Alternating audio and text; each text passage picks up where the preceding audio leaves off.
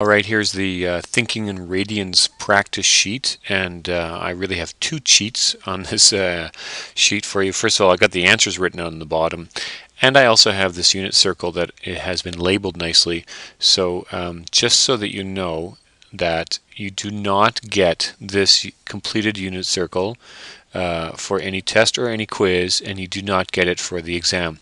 So really you need to memorize or understand or know all these ratios involving pi.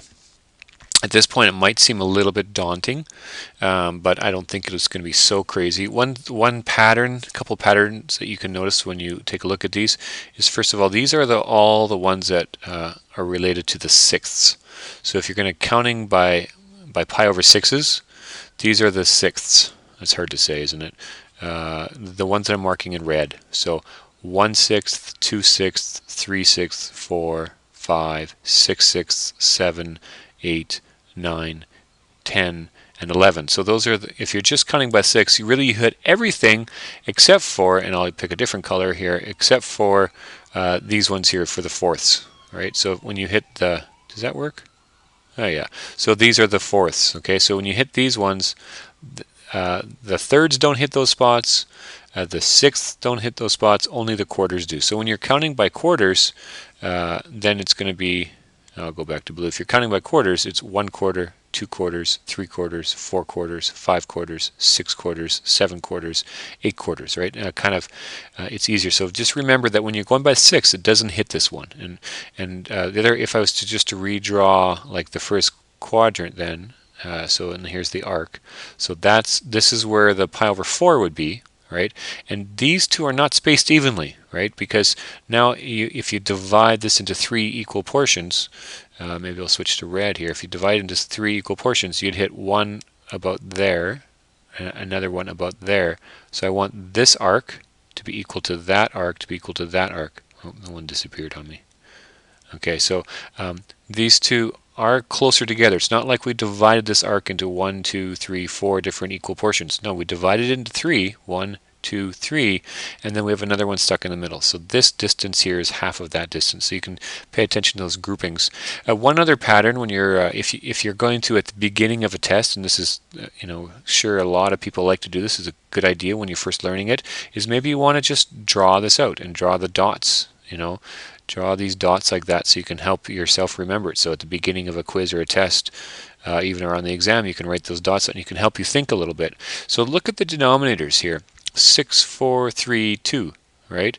As you go from 0 up, 6, 4, 3, 2, the denominators. And again, if you're starting from this other pi, going up 6, 4, 3, 2, and then again there's this pattern, right? So you'll notice how a sixth is smaller than a quarter, which is smaller than a third, which is smaller than a half. So this kind of all makes sense, and this is just pi over, right? So here the numerators change, but the denominators follow a very distinct pattern. With a couple minutes you can see that pattern just to make sure that you're doing things right. And the other thing to notice is that the coefficient, like not the pi, but the number in the numerator is always going to be a prime number, right? Because if it's going to be an even number or whatever, then it's going to get reduced. So if we had like 4 pi over 6 or 8 pi over 6 becomes 4 pi over 3. So just remember that it can be a 2, 3, or 5, or a 7, or in fact an 11 over here. So that helps us out. So let's just go through and take a look at these questions. Some of them are, if you've got this cheat sheet already, you can just plop it in there. But if you can do this page without looking at the answers, so to speak, if you can think about where is 7 pi over 6. So if I'm thinking, where is 7 pi over 6? So I'd be counting by sixths. 1, 2, 3, 4, 5, 6, 7, right? Or when I'm thinking about 7 pi over 6, it's a little bit more than 1, right? And my pi is over here. So 7 pi over 6 is going to be over there, which is quadrant number 3. 2 pi over 3. So counting by pi over 3's, there's a pi over 3, right? 2/6 pi over 3. There's a pi over 3, two of them. 3 pi over 3 would be over here, right? Because it's equal to 1. So it's greater than 1. 2 pi over 3 is over there, so it's quadrant number 2, yes.